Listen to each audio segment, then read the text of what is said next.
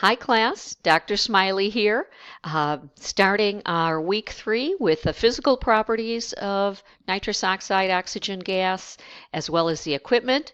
We'll then move on to the administration of nitrous oxide sedation. So finished the last conversation about with the advantages of nitrous oxide sedation.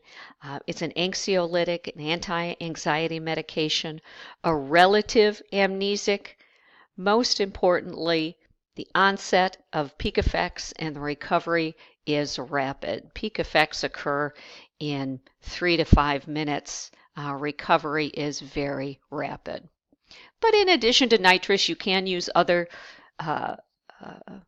things to manage patients' pain or anxiety, iatrosedation, oral premedication. Oral premedication can be used safely in combination with nitrous oxide oxygen sedation, but combined with local anesthetic, nitrous oxide oxygen sedation provides superior pain and anxiety management.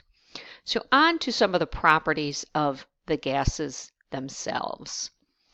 N2O, dinitrogen monoxide.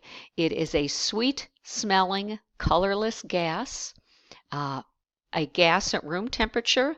It is liquefied compressed gas in the cylinder. Like oxygen, it supports combustion. An oxidizing gas, that means it is combustible. Never have nitrous oxide near an open flame. The specific gravity is 1.53. The specific gravity of air is 1, so sort of where the gas lands in a space or in a room. So know that nitrous oxide tends to stay low in the room because it's heavier than air. Its specific gravity is heavier than air. Oxygen, odorless, colorless, tasteless gas. So as I said, nitrous has sort of a sweet smell to it. Oxygen is odorless, also supports combustion. It is completely a compressed gas in the cylinders, not a liquefied compressed gas like nitrogen. Our current equipment, our current nitrous oxide equipment, ensures a minimum oxygen delivery of 30%. And you'll find out that you probably go through 2.5 tanks of oxygen for every tank of nitrous oxide that you use. The pharmacokinetics is what our body does to a drug. Nitrous oxide is a drug. So what does our body do to it? In its uptake, nitrous oxide crosses our alveolar membrane easily. Recall going from an area of high concentration or high pressure to an area of low concentration or low pressure. It's relatively insoluble, so nitrous oxide is not changed in the blood. Essentially, it just travels through the bloodstream unchanged to the brain. Crosses that blood-brain barrier quickly. Equilibrium is achieved quickly. Recall that nitrous oxide exchanges with nitrogen in body spaces. When did we talk about that? Well, remember, air, the great majority, close to 80% of the atmospheric air is nitrogen. That's what we're breathing. And nitrous oxide exchanges with nitrogen in our body spaces. It's not stored in the body and excreted unchanged via the lungs. So that's the pharmacokinetics, what the body does to a drug. Now the pharmacodynamics, what a drug does to the body, and knowledge is limited. Knowledge of the mechanism through which nitrous acts on the molecular level is limited. The concept of potency. Potency refers to how strong or powerful a drug is. In this case, how effectively this drug produces anesthesia. Nitrous oxide is the least potent of all inhalation anesthetics. The potency of inhalation anesthetics is measured by the MAC, the MAC. That's the minimal alveolar concentration. The minimal alveolar concentration is the amount of drug needed to prevent movement in 50% of subjects responding to surgical incision. The MAC, the minimal alveolar concentration of nitrous oxide, is 104%. Well, you know you can't have more than 100%. So this is telling you you cannot produce profound surgical anesthesia with nitrous oxide. It is the least potent of all inhalation anesthetics. Along with potency comes toxicity, the degree to which a drug causes damage. In fact, the toxicity of nitrous oxide is insignificant or non-existent. There has never been a report of an allergy to nitrous oxide. There is some implication of nitrous in the interference of methionine synthase, a B12-dependent enzyme. B12 is needed for the formation of red blood cells and DNA. Just know for most healthy patients undergoing nitrous sedation, the effects of an inactivated methionine synthase are temporary, right, and insignificant. There does seem to be a greater risk for pregnant women and those with poor wound healing and those who are already B12 deficient.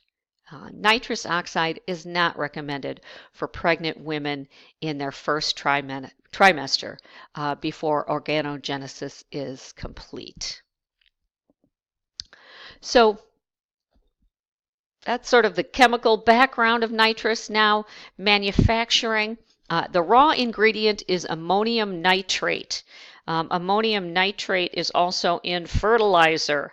So it's heated to 250 degrees Celsius, becomes nitrous oxide water, some contaminants, cleaned, cooled, liquefied. Manufacturing is controlled by the Food and Drug Administration. Manufacturing of nitrous oxide is controlled by the Food and Drug Administration. It's the Department of Transportation that controls the packaging and transport. So, the FDA has established good manufacturing practices, quality system requirements, and this establishment has resulted in a nearly 100% pure product. The U.S. Department of Transportation oversees the packaging and transportation of nitrous oxide. It is considered a hazardous material, and the cylinders, the transportation vehicles, and the drivers of those trucks and vehicles must meet certain regulations. 90% of nitrous oxide is used in the health field. Medicine uses a fair bit of it. Dentistry, about 10%. The rest is used in food service and the automobile industry.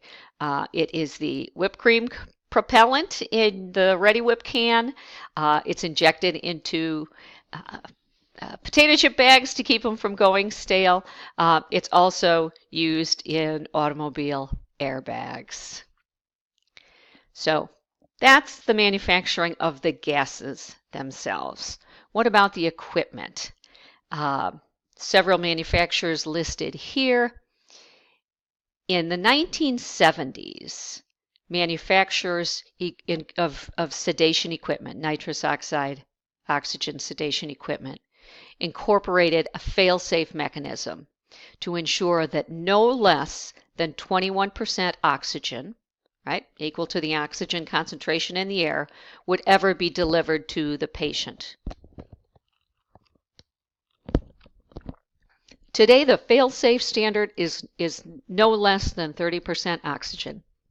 Again, the equipment won't run unless 30% oxygen is going to it. There are several different kinds of delivery systems for nitrous oxide. Portable is what we have in our clinic, and then this central system manifold used in places or offices that use a lot of nitrous oxide sedation. So pediatric dental offices, oral surgical offices, perhaps even endodontic or periodontic offices, any place that uses large quantities of gas. That manifold is a device that connects several cylinders together and allows for the transfer of gas supply from one tank to the other when a tank runs out. This is connected to the individual operatories, again, ensuring a constant supply of gas. All the gas from the manifold travels through pre-cleaned, degreased copper tubing. Remember, nitrous oxide is combustible when it's around grease or oil. The tanks themselves, an oxygen tank is green. In Europe, it is white. Again, it's gas. The pressure.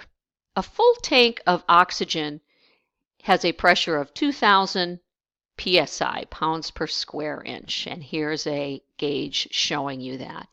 The pressure gauge accurately indicates the amount of gas present in the cylinder. In other words, it falls at a uniform rate. A full tank is 2,000 psi. A half a tank is 1,000 psi, and so on. And again, you're going to use about 2.5 cylinders of oxygen for every 1 of nitrous. Nitrous comes in a blue tank.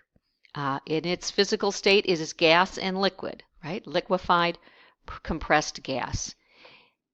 Its gauge shows a pressure of 750 psi when it is full, but the amount of gas in the tank or in the cylinder is not proportional to the amount of gas available.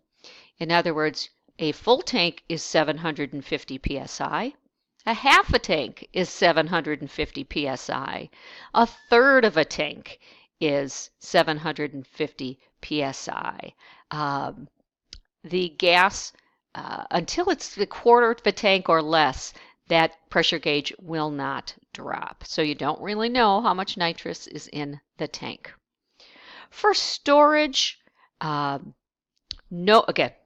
grease, lubricant, oil should come into contact with the gas itself, the gas tanks, the equipment. Don't alter the cylinder in any way. Tanks should not be readily visible to others, to people coming in and out of your office. Tanks should not be readily accessible to others. And they need to be stored vertically on a rack or stabilized with a chain so they don't fall and then act like a missile. All right, onto the equipment. We'll talk about all of these things. The tanks, the size tanks that we use are called E-tanks. We'll talk about gas delivery, the scavenger system, the nasal hood. All of these things are supported by the yoke stand. So this stand that holds all of the equipment. I'm going to stop here and then we'll pick up on equipment next.